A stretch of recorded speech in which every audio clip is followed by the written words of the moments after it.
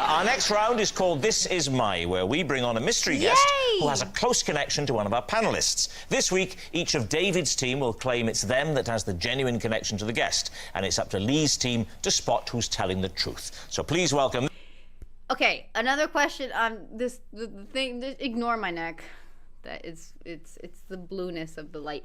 But is this something that happens every episode, that This Is My, or is it just every once in a while? Because he said every week, but I don't think I've seen that many clips of this, like as clips of episodes there are. So I don't know if that happens every This week's special guest, episode. Tony.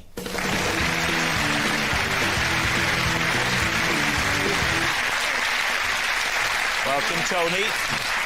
Rod, what is Tony to you?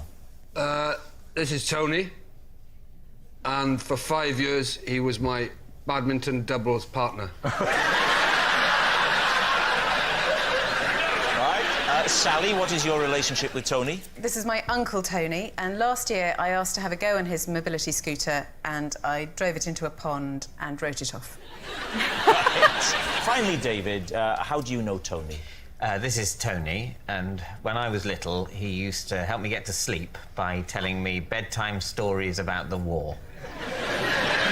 Isn't that lovely? There we are. So, Rod's badminton buddy, Sally's scooterless uncle, or David's bedtime storyteller. Lee, before you start asking, I'm going to bring a chair on for you, and you can have a lovely sit down there. That's sweet. There we are. You relax there. Lee. That was sweet. I like Sally, that. does he use the mobility scooter a lot?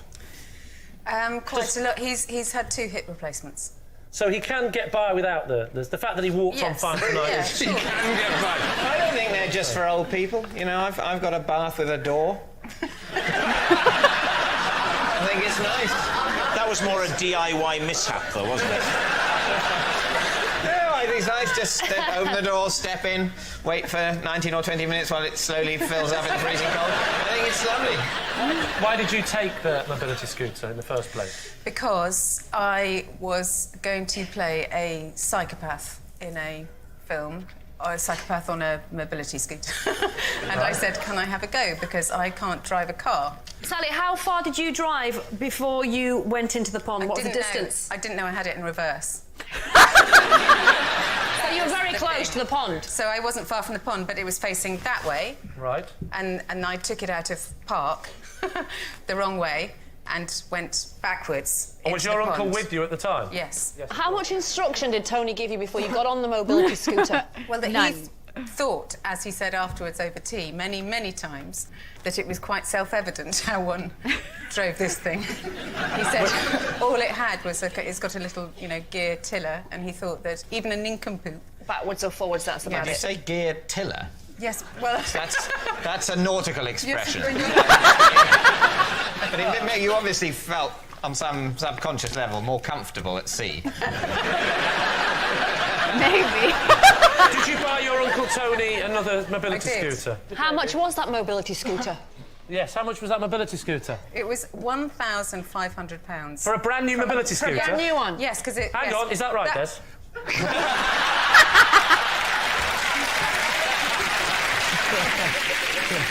Should we move on to Rob? How long ago were they that you were playing badminton as doubles? That we were doubles partners. Yes. How many years 10, ago? 15 years. You were... and when did this end? When did this end? We had to stop because I was getting on a bit. What? How did your partnership begin? Well, we played for the same club. What was the club called? It was in West London. West London, go on. Yeah, You can't remember the name of the club? It was called Old Actonians. Old Actonians Badminton Club. Well, yes. Did you wear the full gear, shorts, and, looking... No, I wore a miner's helmet and he wore a frogman's outfit. Of course we did, Des. Did you ever win anything yourself and Tony?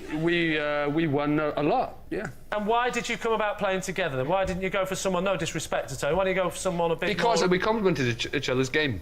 When you say you complimented each other's game, you went, you're good, so are you. Come on. Out of you two badminton players, Rod, who would you say was the better? Tony was a much, much better player than me. Tony played for England. This started out, we were just knocking around in a West London club.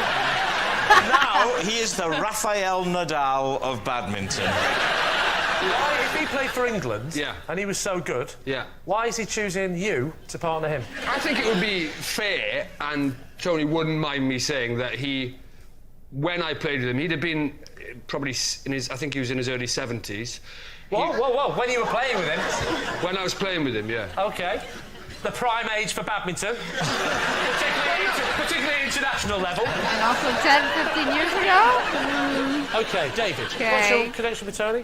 What's your He lived next door when I was little. And he read your bedtime stories? He would occasionally babysit for me and my brother, and... It's feasible. Made up, or was it? This was just his stories from the war? Not out of a book, but ostensibly true. Did he ever just shout them through the wall? Surrounded by Germans, and so, basically... I'm trying to get to sleep. I don't care!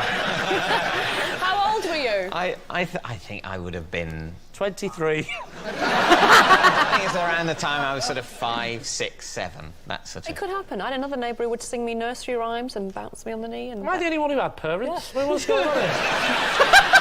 I think perhaps what it was, Lee, with you, is that your parents found it very hard to find any other adult who was willing to take sole responsibility for you. Now, let me ask you this. Would Tony ever come round not for babysitting, but just to tell you some of these stories? Or would it only happen when he was babysitting? I think it started when he was babysitting, but he'd come round quite a bit anyway with my parents. David, you just did an upwards inflection. I've never heard you do that before. That's so not like you. Right? Sometimes he would come round anyway. What's happened to you? I'm on national television. I'm getting a bit defensive about talking about my abuse-ridden childhood. That's all. Of all the war stories that he told you that helped you go to sleep, what would you say was your favourite? Well, I think the thing that I found most interesting was the story Tony told about his mother, who during the war worked in the library in Oxford. This is the interesting one.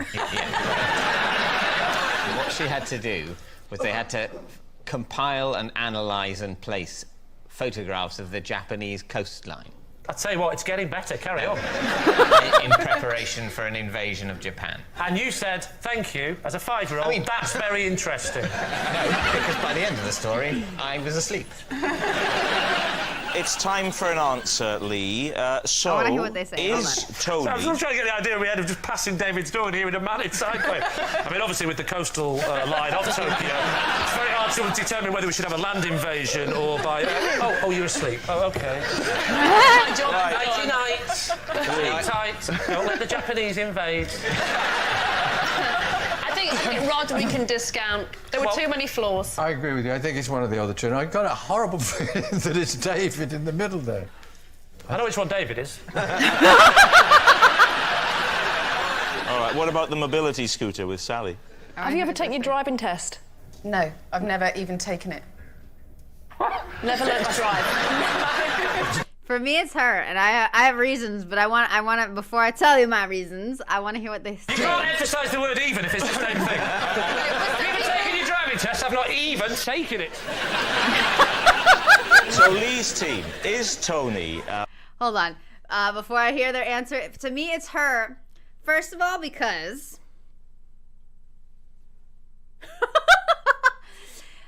somebody very wise in the comment section actually told me to pay attention. Oh, this disappearing neck thing is bothering me. Somebody told me to pay attention to when it's the story of how they know this person. Now, that was very interesting, and that's gonna help me a lot. All right. So obviously Rod's was bull. So that's no trash. And then David, he said it was his neighbor when he was little that read him stories and stuff. And a very good point would be, why are they still in contact with this sir if it was a neighbor of his, like, what, 65 years ago? So, and also things don't add up. Now, the lady said he had 2 hip replacements and they immediately brought him a chair to sit down. Obviously, he has reduced mobility and stuff aside from his age. And I think it's very important that they brought him the chair to be comfortable and sit down. And also the way he is sitting, he has a leg out, like it's in pain and stuff. Like I can see him having, have had hip replacements and surgeries. And also if somebody never driven before, and it would be obvious if it's in reverse or whatever. So I can imagine him not explaining that to her, and I can imagine her not knowing because she never drove before. So I'm going with the lady. I don't remember her Rod's name, badminton buddy, Sally's scooterless uncle, or Sal. David's bedtime storyteller. What are you going to say? It's not Rod. It is. That's what are you going for? Sally. Sally? I think David. And in a weird way, I've now gone back to Rod. I'm going Sally. You see it in his little Welsh eyes. But you're wrong. And his little devious Welsh eyes. And trust me, if there's one thing I know about working on this show, it's a little devious Welsh eyes. Rod or Sally? Or Sally? It's Sally. Sally? Yeah, it's Sally. It's Sally. Sally. Right. Tony, would you please reveal your true identity? I'm Tony, and Rod was my badminton partner for Terje. No! No way! Yes, Tony was Rod's badminton That's doubles partner. ridiculous. Tony, thank you very much. Well, thank you. That is amazing! That was well done, dude. Well done.